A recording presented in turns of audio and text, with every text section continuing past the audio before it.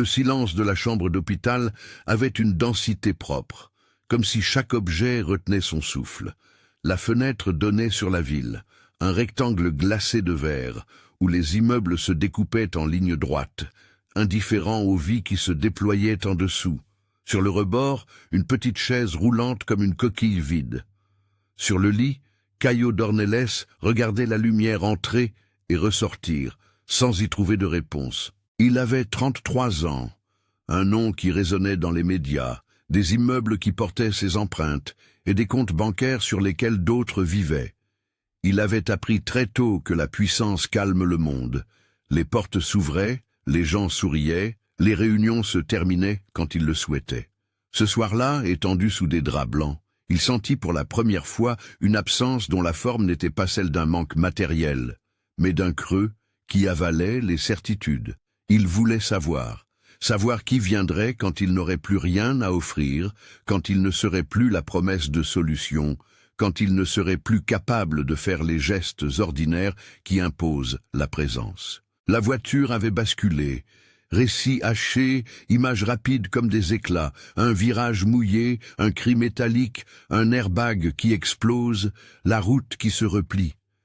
Les médecins avaient parlé dans des langues précises, avaient dit d'abord les pires mots qu'on attend dans ces moments. Fracture, risque, paralysie possible, puis avaient peu à peu levé leurs mains.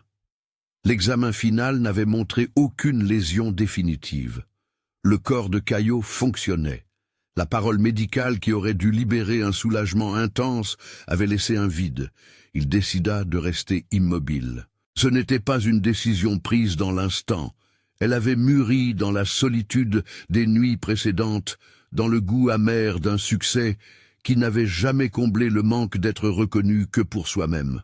Il pensa à toutes les brunchs, aux accolades rapides, aux toasts prononcés par des voix qui s'éteignaient à la porte. Il se dit que peut-être, pour la première fois, il pourrait apprendre la vérité sur les gens autour de lui.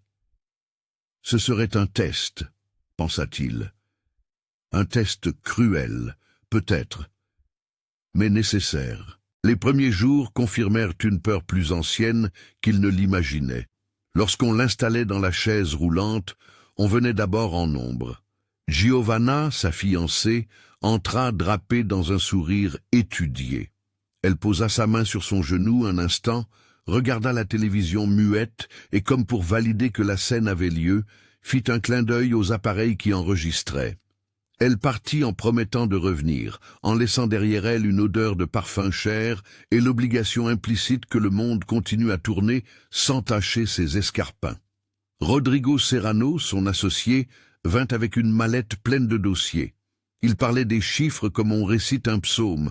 Son inquiétude était d'abord tournée vers les échéances, les contrats et la manière de rassurer les investisseurs. Les applaudissements fins, les compliments cérémoniels, les conversations d'affaires qui se nouaient près du lit comme autour d'un bureau, tout cela forma un décor impeccable. Et pourtant, au fil des jours, les présences qui n'avaient servi qu'à l'ego se désagrégeaient. Les messages qui clignotaient sur son téléphone, invitations, vœux, promesses de visite, devinrent sporadiques. Une visite se transforma en deux, puis en une seule, puis en rien du tout. Certaines personnes prétextèrent des voyages, d'autres des réunions impossibles à déplacer. Les mains qui avaient serré la sienne lors de dîners somptueux se montrèrent incapables de rester pour éplucher le silence. Le silence, dans cette chambre dépourvue de public, fit plus de bruit que toutes les ovations qu'il avait connues. Un matin, alors que l'ennui s'insinuait et rendait la peau plus fragile, une odeur chaude et simple arriva par le couloir. Elle n'avait rien de calculé. Un mélange de riz, de haricots et d'un bouillon épais. Simone Teixeira posa une marmite entr'ouverte sur la table roulante à côté du lit. Elle avait des mains marquées par le travail, un visage patient, qui portait l'usure d'une vie partagée entre heures de labeur et mains tendues vers deux garçons. Elle ne parlait pas la langue des salons, elle parlait le langage des gestes répétés, de la constance. Elle s'installa sans fanfare, posa une nappe dépareillée et proposa de réchauffer la soupe. « J'ai pensé que ça vous ferait du bien, dit-elle simplement. Ce n'était pas une visite qu'on photographiait pour un profil. Il n'y avait ni stylisme, ni discours préparé. Caillot sentit une étrange chaleur, non pas celle qui venait d'un compliment, mais celle qui vient quand on se sait vu pour ce que l'on est, ou pour ce que l'on n'est pas. Simone revint le lendemain avec la même marmite, puis le surlendemain avec un petit paquet de gâteaux. Les autres présences, elles, s'étaient essoufflées. Si cette histoire vous parle, et que vous voulez suivre la suite, abonnez-vous et dites en commentaire de quelle ville vous nous regardez. Les visites répétées de Simone rompèrent la logique des obligations et réintroduisaient la vie ordinaire, celle qui ne se montre pas. Valentina, la fille de Caillot, fut envoyée par sa grand-mère un après-midi. La petite entra avec un sac à dos rose, qui avait une étiquette un peu usée et un sourire qui ne portait aucun artifice. Elle grimpa sur la chaise roulante comme on monte sur un rocher familier. Elle fixa son père, le regardant sans misérable pitié ni idolâtrie, juste une curiosité d'enfant. « Papa, tu fais comme si tu ne pouvais pas bouger ?» demanda-t-elle, sans détour.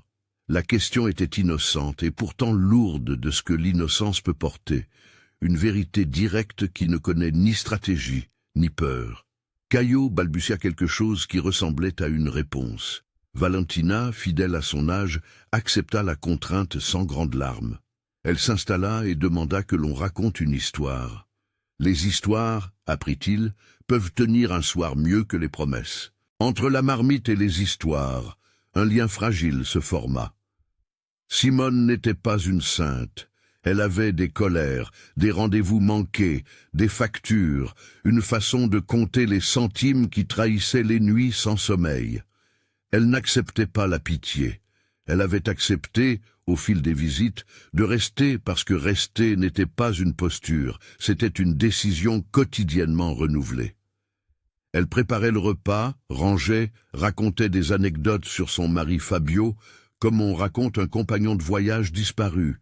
Ces récits n'étaient ni plaintes ni dramatisation, c'étaient des morceaux de vie remis en ordre pour que ses enfants puissent les comprendre. La vérité arriva comme un caillou dans l'eau claire.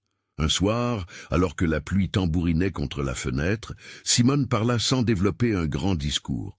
« Fabio travaillait sur un chantier lié à votre entreprise, dit-elle. Elle parlait bas, comme si ses paroles pouvaient se briser et faire du bruit. Il est tombé. On a tenu bon. J'ai demandé des comptes. On a reçu des promesses. Mais les promesses ne tiennent pas la maison debout. Elles ne tiennent pas la fin à distance. » Elle posa sa main sur la couverture, comme si elle cherchait une preuve que le monde avait encore des contours. Caillot sentit la réalité revenir en force, non plus comme une théorie abstraite, mais comme une correspondance de causes et d'effets. Les décisions prises dans de hautes salles de réunion avaient des répercussions dans des cuisines petites et froides. Les politiques de sécurité, la logique des délais et des économies, tout cela n'était plus une abstraction. C'était la chaîne qui avait arraché un homme à sa famille. Le simple fait d'avoir ignoré les signaux, de prioriser le rendement, d'être resté à distance avait contribué à une blessure réelle. La culpabilité se matérialisa dans une nuit d'insomnie et de froid. Caillot resta éveillé, regardant les mains qui une fois coupèrent des rubans d'inauguration et qui désormais ne savaient comment tenir la cuillère. Le mensonge qu'il entretenait, cette simulation de faiblesse pour jauger les cœurs, devint soudain une offense intangible. Il mettait des personnes face à la vulnérabilité comme on met des animaux en cage pour observer leurs réactions. Il avait transformé la douleur en expérience personnelle. Il se vit pour la première fois comme un acteur de plus dans la boucle qui avait conduit Fabio à tomber. Il n'y eut pas d'apologie pour son geste. Il sut qu'il avait fauté. Il décida d'être honnête. La confession ne fut pas un acte de théâtre. Il chercha Simone au petit matin et lui offrit une phrase nue. « Je n'ai pas de paralysie. J'ai menti. Je voulais voir qui resterait. » Elle le regarda, non pour l'accabler, mais pour voir s'il comprenait la portée de ce qu'il venait d'avouer. « Vous avez fait de notre douleur un instrument, » répondit-elle. Sa voix n'élevait pas de blâme théâtral.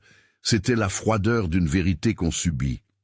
On n'a pas le droit de faire des expériences avec la vulnérabilité des autres. On n'a pas le droit d'être savant sur nos propres douleurs, monsieur. Elle quitta la chambre. Pas avec un grand geste, mais en refermant la porte sur quelque chose qui cessa d'être possible. Ce geste sembla plus radical que n'importe quelle parole. Simone emporta avec elle la marmite, mais pas la possibilité d'un retour. Pour elle, il y avait une ligne franchie. La confiance n'était pas une marchandise que l'on testait. La réaction d'autres personnes fut moins tranchée. Giovanna, la fiancée, avait déjà commencé à prendre ses distances.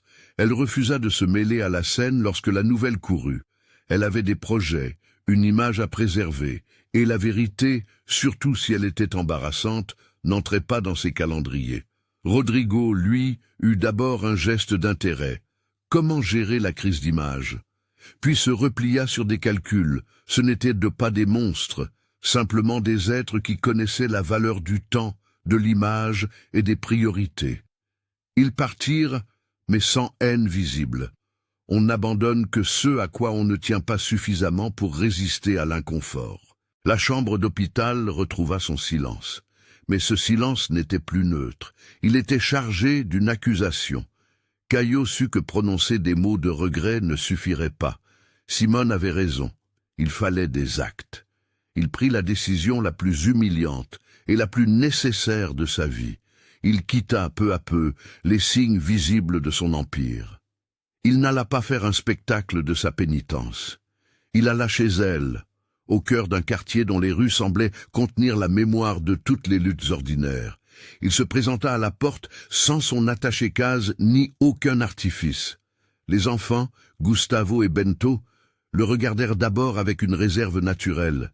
Ils avaient connu parfois la présence d'hommes en costume dans leur appartement, hommes qui parlaient fort et donnaient des stylos. Caillot n'apportait rien d'impressionnant, juste une proposition nue et le désir de se rendre utile. Il parlait peu. Il écoutait beaucoup. Le premier geste concret ne fut pas une somme d'argent annoncée à la télévision. Il voulut, d'abord, remettre de l'ordre dans la nourriture, acheter une cuisinière correcte, réparer le réfrigérateur qui depuis longtemps faiblissait, engager une femme de ménage pour alléger les horaires de Simone. Les gestes étaient ambitieux dans leur simplicité. Ils ne venaient pas réparer un cœur d'un coup, mais alléger des nuits de fatigue. Il proposa d'aménager les conditions de travail, d'organiser un fonds pour la scolarité des enfants et de revoir de vraies pratiques de sécurité dans les chantiers sans fanfare publique, sans communiqué de presse. Simone ne délégua pas les décisions. Elle posa des questions, refusa certains projets et en approuva d'autres. L'idée n'était pas de la sauver, mais de partager la responsabilité. Les jours suivants furent une suite de petits revers et d'avancées. Les voisins remarquèrent son passage plus qu'autre chose. Il vint préparer des repas, réparer le vélo de Gustavo, se pencher pour lasser les chaussures de Bento. Ses gestes, au départ maladroits, devinrent un apprentissage patient. Il apprit le travail non pour l'instrumentaliser, mais pour comprendre ce qu'il fallut pour tenir une maison droite. Il venda une couverture très chère qu'il possédait, un acte symbolique plus qu'une pénitence financière, et avec ce produit acheta une modeste maison à mi-chemin entre ses obligations et leur quartier. Ce déménagement fut négocié à 4 voix, Simone, Gustavo, Bento et Caillot.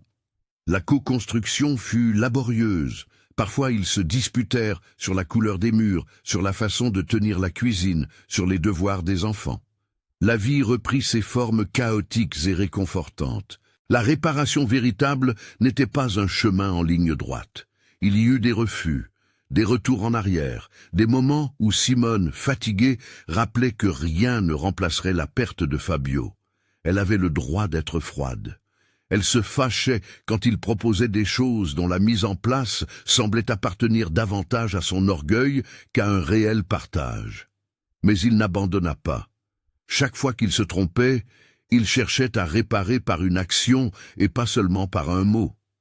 Il accompagna les enfants à l'école, assuma des engagements pour que les heures supplémentaires ne reposent plus uniquement sur leur mère, soutint les démarches pour une reconnaissance symbolique mais respectueuse du nom de Fabio dans les projets de l'entreprise. Il n'imposa pas, il proposa et laissa les décisions aux intéressés. Le geste le plus lourd qu'il fit fut de renoncer à certaines de ses habitudes solitaires. Il se forma une nouvelle routine. Marmite du dimanche, histoire du soir, corvée partagée, les motifs qui avaient jalonné la chambre d'hôpital, la fenêtre, la chaise roulante, la marmite, le sac à dos rose, devinrent des signes de la vie réorganisée. Il y eut des moments de tendresse maladroite. Un samedi, ils commandèrent une pizza et mangèrent par terre, les cartons ouverts sur le tapis. Les rires des enfants faisaient des trous dans le sérieux des adultes. La maison vibrait d'un désordre accueillant. Caio ne parlait presque pas, il regardait plutôt. Simone, de son côté, n'était pas devenue indulgente par magie. Elle accueillait ce qui venait si elle voyait qu'il persistait dans des actes et non des promesses.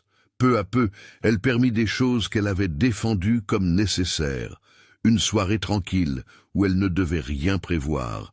Une journée où quelqu'un d'autre prendrait en charge les courses. Ces concessions étaient autant de signes d'une confiance en construction. Le changement ne passa pas inaperçu auprès des enfants. Gustavo, qui était le plus réservé, commença à appeler Caio par son prénom sans trop de distance. Bento, plus direct, se mit à inventer de petites règles pour la maison, comme si la présence nouvelle devait être systématisée pour devenir réelle. Valentina fut, à sa manière, un lien inattendu. La petite fille était moins naïve qu'elle n'en avait l'air. Elle avait déjà vu le monde des grandes personnes. Elle disait parfois, d'un ton qui coupait court aux élans de grandiloquence, « Tu dis moins, tu fais plus, c'est mieux ». Ces remarques, simples, rendaient justice à l'idée que la présence véritable ne se mesure pas en grandes déclarations, mais en constance. La famille recomposée n'effaça pas le deuil.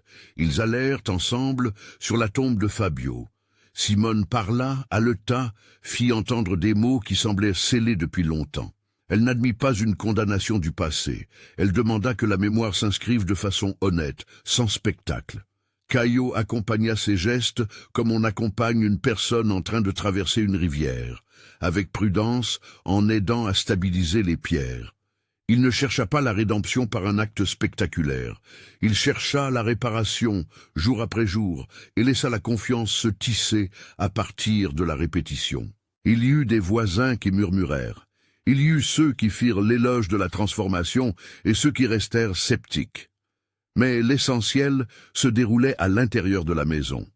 Des discussions sur l'argent dépensé pour l'école, des lectures de devoirs à voix haute, la distribution des tâches, des soirées où l'on riait en regardant des films sur un vieux téléviseur. Les gestes tenus à la longue eurent plus de poids que les déclarations éclatantes. Dehors, ces entreprises continuèrent d'exister, mais il fit en sorte que le prix humain des décisions devienne une question centrale dans les réunions. Il demanda que la sécurité ne soit plus un mot accessoire. Il n'exposa pas ses décisions dans la presse. Il en discuta, parfois avec colère, parfois avec patience, au milieu de gens dont l'intérêt n'était pas d'afficher leurs vertus, mais de modifier des pratiques. Le temps, qui n'efface rien mais qui polit les arêtes, finit par poser une tranquillité nouvelle. La maison resta imparfaite. L'une des fenêtres grinçait, le sac à dos rose traînait parfois au pied de l'escalier, la marmite avait de petites ébréchures. Tout cela témoignait de vie vivante plutôt que de perfection factice. Un samedi soir, ils se retrouvèrent autour d'une table un peu bancale. La pizza était tiède, le salon en désordre, et les enfants se chamaillaient pour savoir qui porterait la couverture sur le canapé. Simone regarda Caio comme on regarde un compagnon d'un parcours partagé, non pas comme un sauveur, mais comme un homme qui avait choisi, longtemps et parfois maladroitement, de demeurer. « Tu sais, dit-elle en essuyant une main de sauce sur le coin de la nappe, ce n'est pas que tout soit réparé, mais on est là et on travaille, ça compte. » Caio sourit sans orgueil.